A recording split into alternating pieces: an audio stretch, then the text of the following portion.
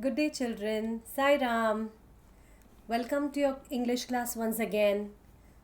This is the third part of the lesson, the new alarm clock. In the last class, I have explained to you the lesson. I'm sure you must have read the story thoroughly and revised the new words and frame the sentences. Maybe form some of your own sentences. Today, we shall discuss some more objective questions from the lesson and also learn something new. So be ready with a notebook and a pencil.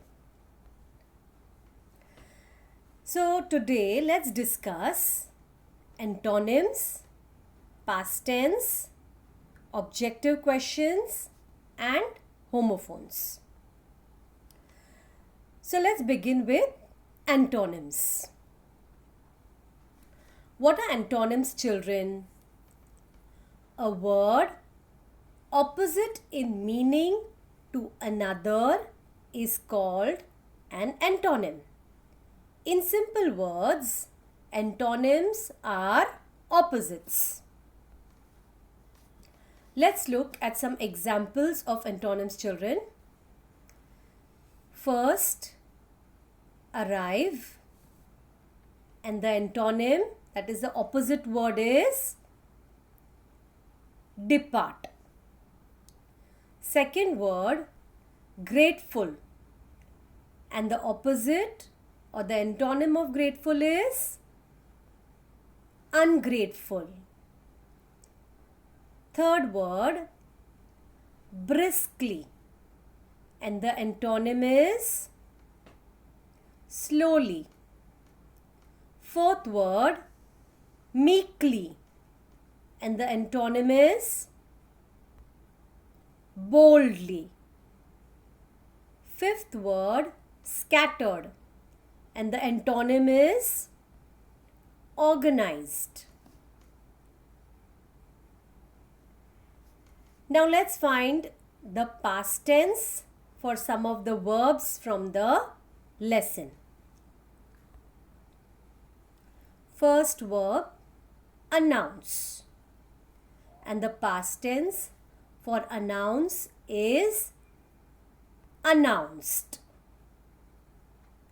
Second verb, whisper, and the past tense for the verb whisper is whispered.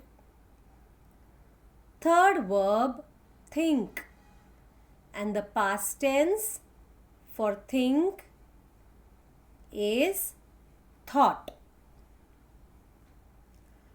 Next, fourth verb, deal, and the past tense for deal is dealt. Fifth verb, hear, and the past tense for hear is heard. Very good. Now tell me, children, who said the following and to whom? This should be easy for you, as I believe you have read the lesson well. Now, first sentence, you have an alarm clock, right? Now, who has said this sentence, children? Yes. Deepa asked Tina. Next, pretty cool. Let's get it then. So this who has said? Yes. Yes, Ajay said to Deepa. Next, third sentence, a clock to challenge the queen sleeper, huh? Who has said this? Yes. Tina said to Ajay and Deepa. Fourth sentence, today I'll deal with you. Who has said this sentence?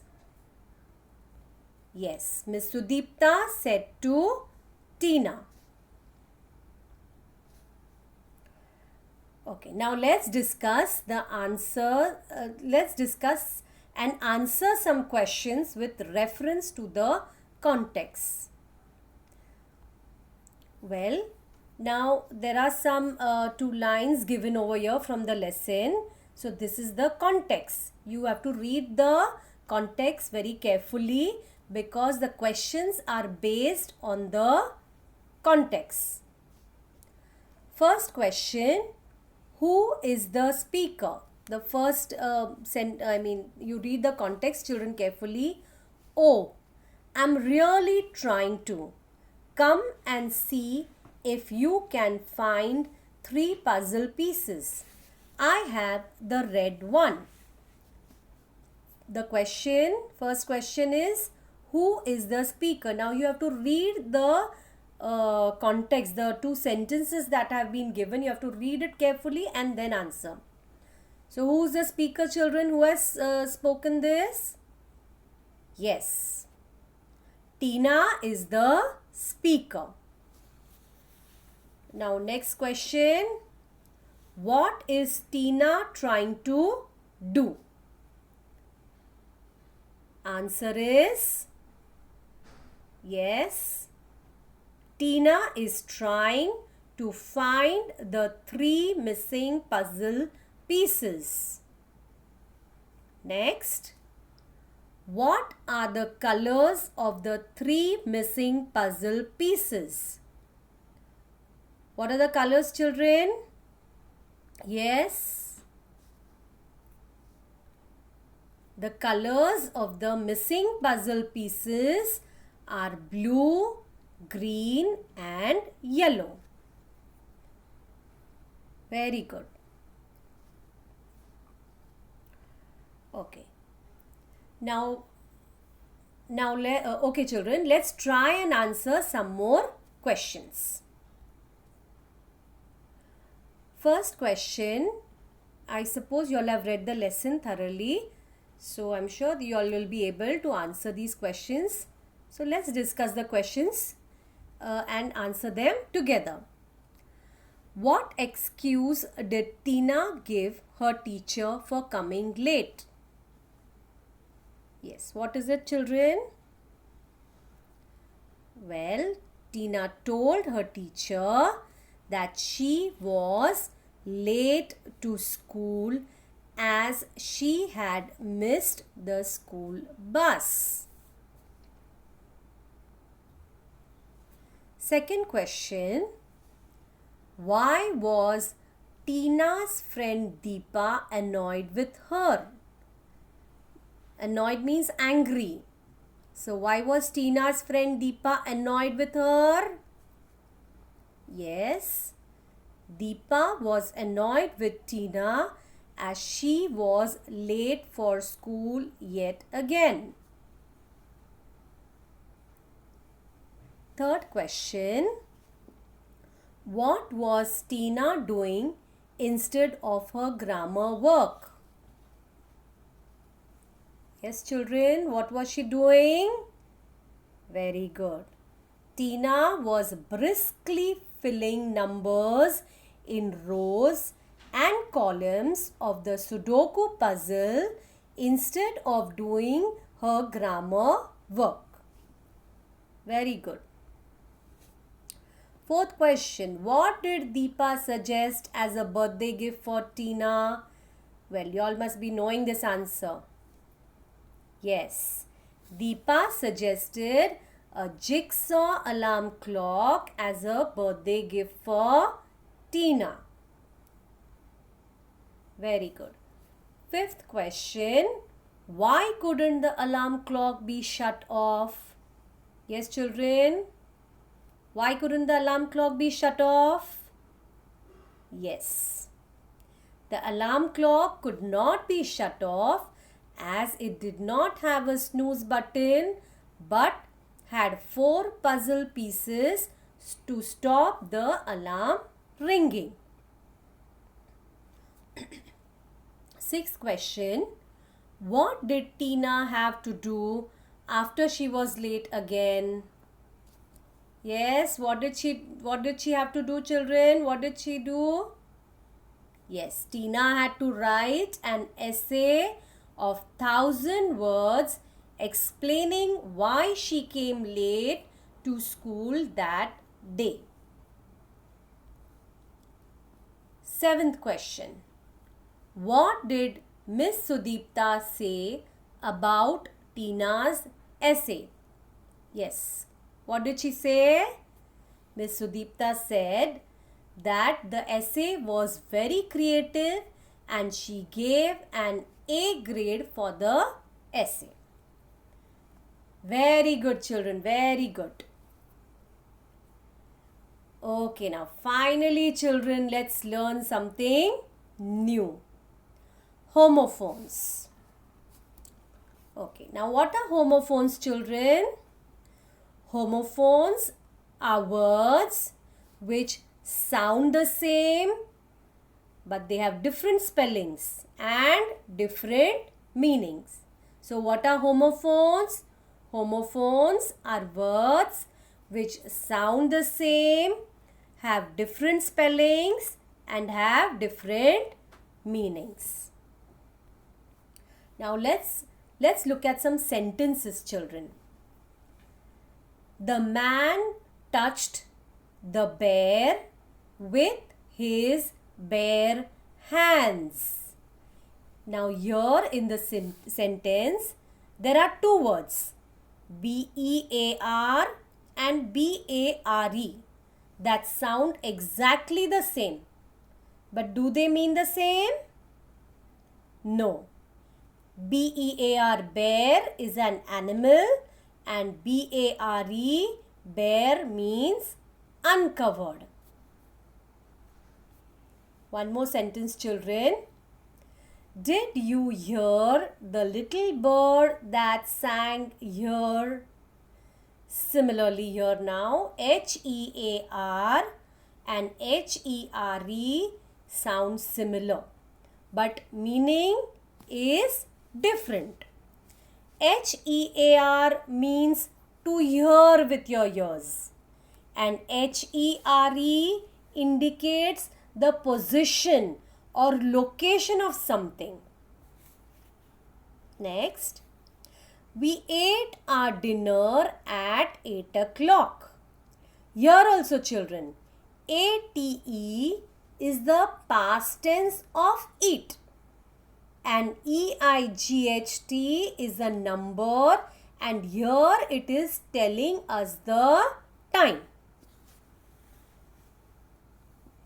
Next sentence, we are not allowed to read aloud in the library.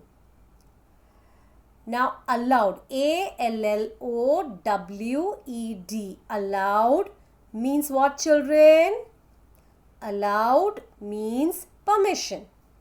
And read aloud, A-L-O-U-D, this allowed means to read loudly. Next sentence, she was not sure whether the weather would remain pleasant. The meaning of W-H-E-T-H-E-R is a doubt or a choice. And W-E-A-T-H-E-R means the climatic condition. Yes.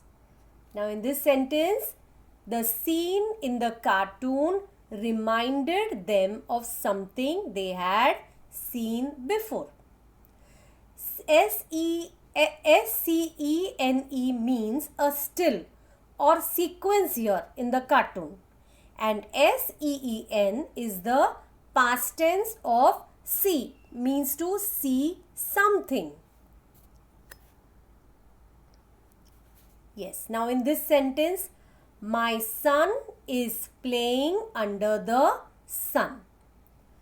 Here also, as you can see, children, S-O-N and S-U-N are words that do not have the same meaning but have the same sound. Now, children, let us see all the homophones that we have come across in the sentences.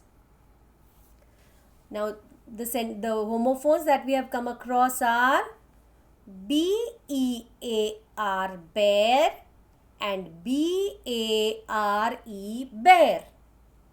Look here, they have the same sound, but the spellings are different and the meanings are different.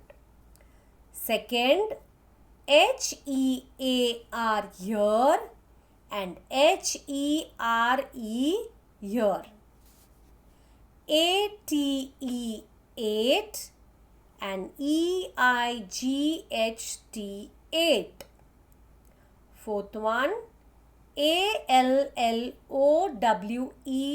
allowed, and A-L-O-U-D also is allowed. Then W-H-E-T-H-E-R, weather, and W-E-A-T-H-E-R also is weather. Sixth one, S-C-E-N-E, seen, and S-E-E-N is also seen.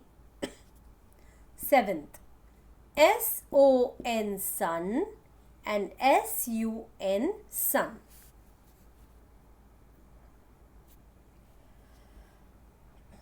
Okay, now time for some activity, children. You have to select the correct homophone. Now there are some sentences given. So you have to select the correct homophone from the options. First sentence, the wind dash the leaves. Options are B-L-U-E, blue, and B-L-E-W, blue. So which is the correct option here? Which is the correct homophone that you will write? Yes.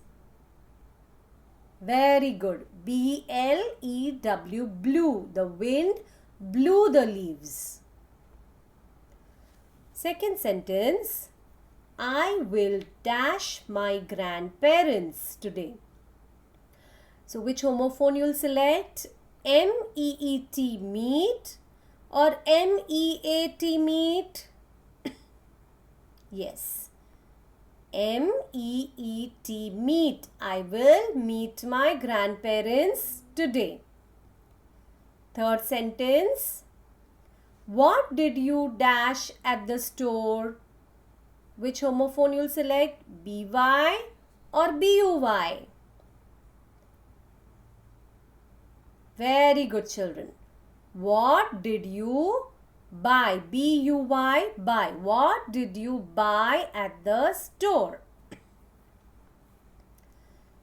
Okay.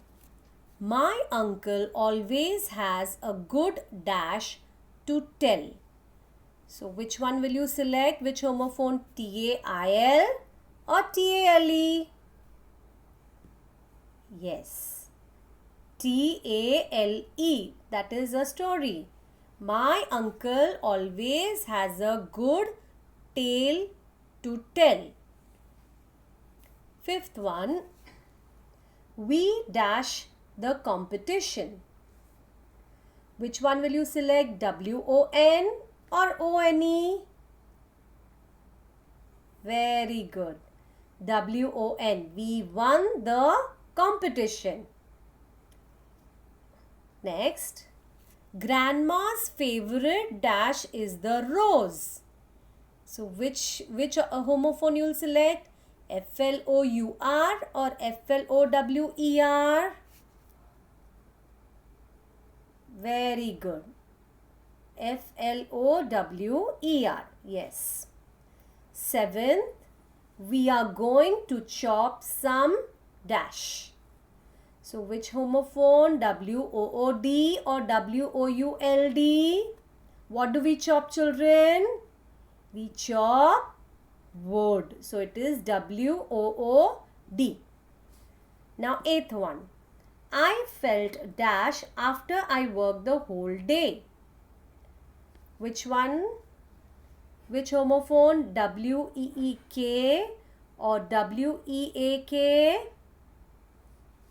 Yes. So here it will be W-E-A-K. I felt weak after I worked the whole day. Next. Ninth one. Butter is dash from milk. Which homophone will you select, children? M-A-I-D or M-A-D-E? Yes. M-A-D-E. So the answer is butter is made from milk. Now the last one.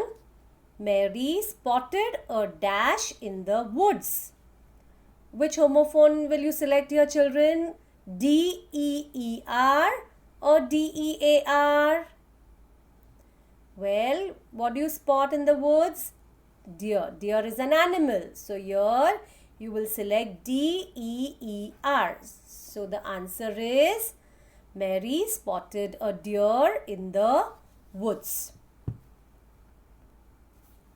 Okay, children, I hope you enjoyed today's class. I'm sure you are thorough with each and every aspect of the lesson. Now in the next class, I will start with a new and interesting poem. So thank you and see you soon.